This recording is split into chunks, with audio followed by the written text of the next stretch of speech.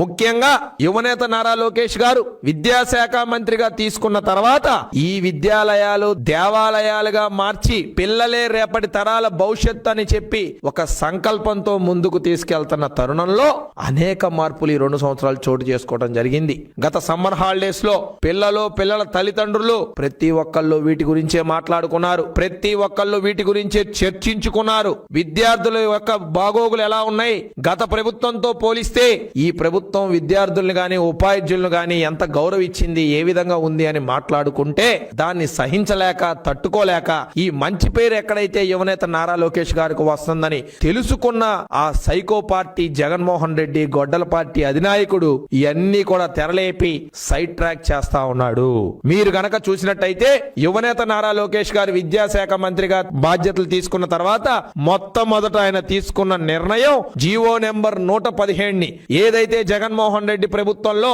విద్యా వ్యవస్థని అతలాకుతలం చేస్తూ అపహాస్యం చేసిన జీవో 117 ఏదైతే ఉందో ఆ 117ని బేషరత్తుగా ఆ జీవోని రద్దు చేసిన ఘనత